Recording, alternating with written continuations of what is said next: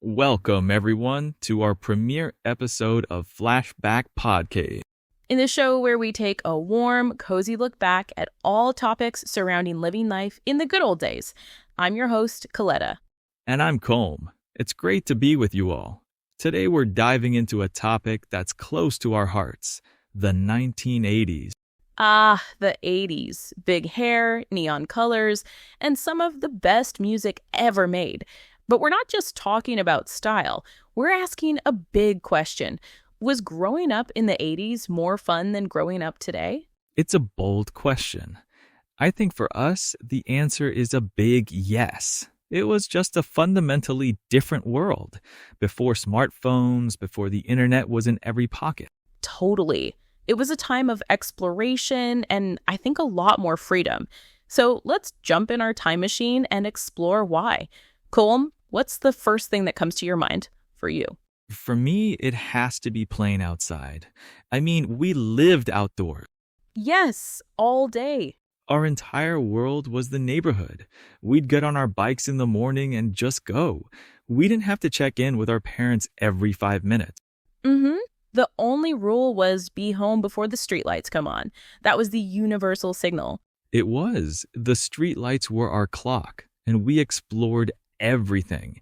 We'd find a little patch of woods, and suddenly it was a magic forest. We'd build forts out of old blankets and cardboard boxes. We had to use our imagination. That's the key difference, I think.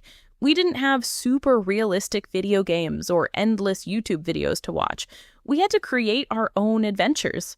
Exactly. A simple stick could be a sword or a magic wand. We weren't just consuming content, we were creating our own world.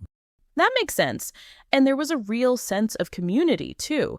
All the kids on the block knew each other. We would organize our own games, like tag or hide and seek, that would last for hours. Right. It wasn't a scheduled play date. It was spontaneous. You just knocked on your friend's door and asked, "Can you come out and play?" It feels like kids today miss out on some of that. The freedom to just be a kid, to get dirty, to scrape your knee and learn how to get back up on your own. Absolutely. That independence was a huge part of growing up then. Okay, so we were outside a lot, but what about when we were inside? Let's talk about entertainment. For me, it all starts with music. The music of the 80s is legendary, but how we listened to it was a whole experience in itself.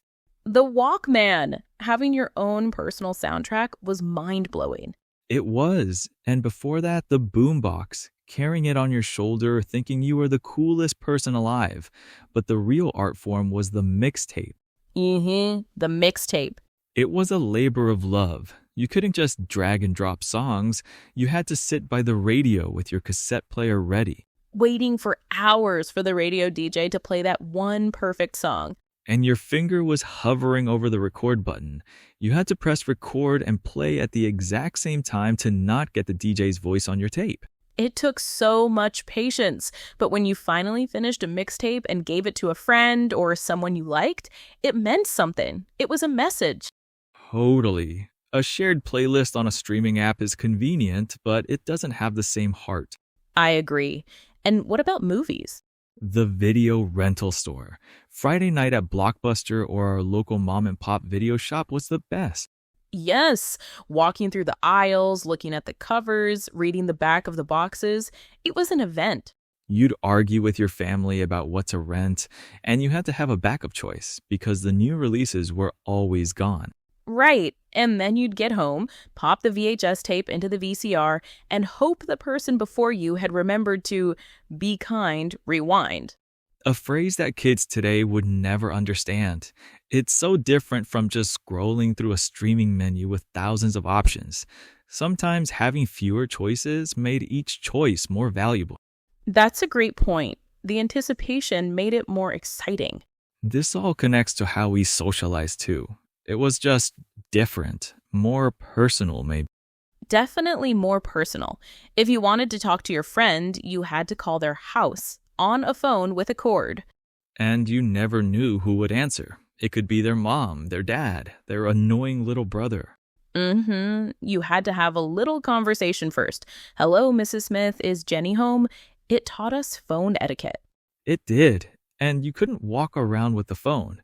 You were stuck in the kitchen, stretching that curly cord as far as it would go, trying to get some privacy. Totally. Or you just went to your friend's house. You hung out in person. The mall was a huge social hub for us.